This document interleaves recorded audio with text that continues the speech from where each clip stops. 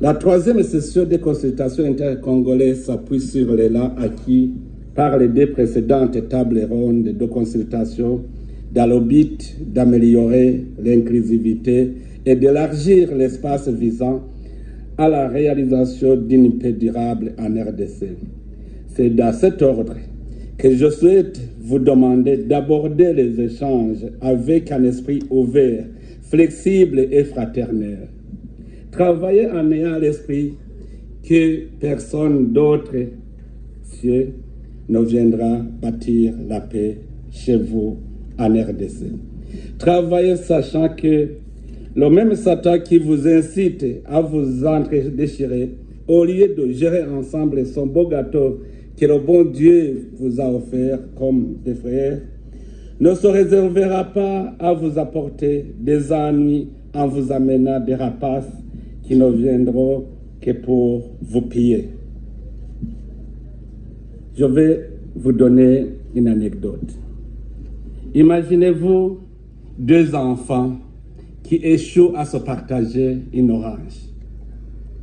Quand ils échouent, ils appellent quelqu'un d'autre, mais lui aussi qui voudrait en prendre une partie. Vous le demandez de partager cette orange. Et vous ne voulez pas qu'il la mange. Ce qu'il va faire, en cherchant à partager, il va presser jusqu'à ce que le jus tombe sur terre et vous allez avoir une orange, sans jus.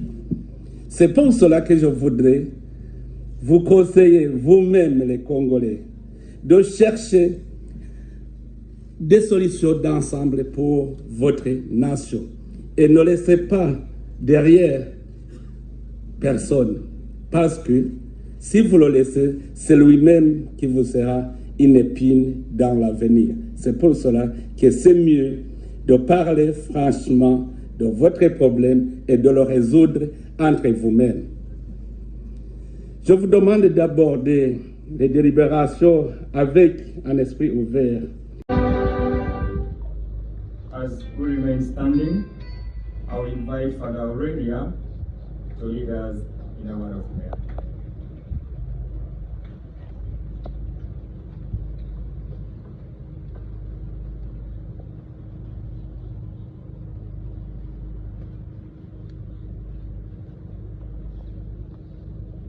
Tujiweke katika sala.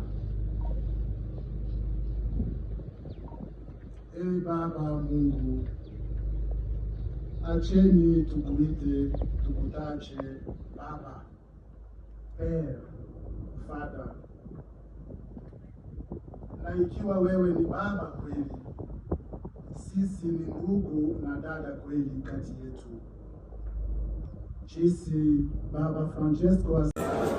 Je pense que c'est la vitesse de croisière qui est prise aujourd'hui avec cette cérémonie.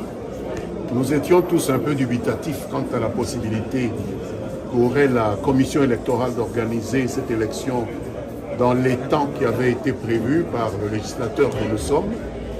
Aujourd'hui, nous avons plus de raisons de faire confiance en cette centrale électorale parce que les balises sont fixées et nous allons pouvoir juger la CENI sur la manière dont elle va respecter ou non le calendrier qui vient d'être annoncé aujourd'hui. Les Congolais savent que le calendrier constitutionnel sera respecté et que sauf cas de force majeure, nous aurons toutes les élections dans les temps qui sont prévus par la Constitution. Je pense que c'est ça l'essentiel que j'ai retenu. L'insécurité, c'est parmi les préalables aussi évoqués par le président. Vous savez, l'insécurité, c'est un préalable, mais il y a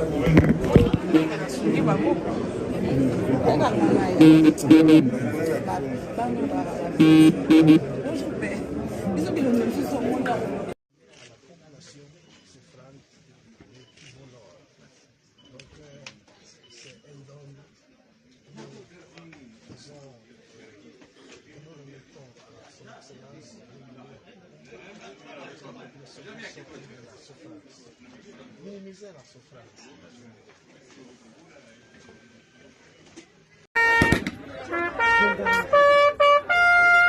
Yo,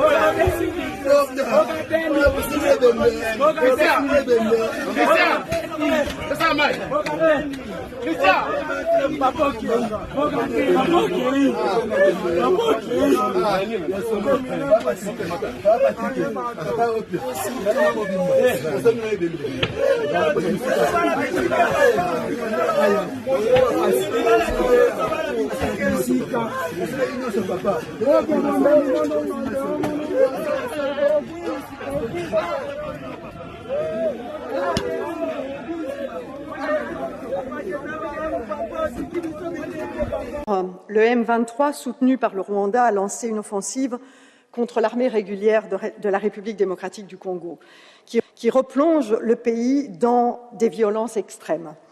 Alors ces violences et l'instabilité dans la région, vous le savez, ne datent pas d'aujourd'hui et trouvent leur source essentiellement dans la question des ressources du sous-sol de cette région. Ressources qui sont pillées par les voisins au profit d'entreprises et de groupes internationaux qui alimentent la corruption, qui financent des groupes armés pour se garantir l'accès au moindre coût. Alors nous devons absolument plaider pour une solution régionale, à court terme et à moyen terme. Bien entendu, à court terme, la question humanitaire doit être prise en compte pour les personnes déplacées. Mais si nous ne faisons que du court terme, nous serons toujours à nouveau dans le même cycle de violence. Et donc, une résolution régionale du conflit est importante. Nous devons lutter contre la corruption et mettre des sanctions sur des personnes, des entreprises telles que M. Dan Gertler, qui est un opérateur excessivement puissant aujourd'hui en RDC, sanctionné par les Américains et pourtant qui trouve refuge en Europe pour cacher son argent.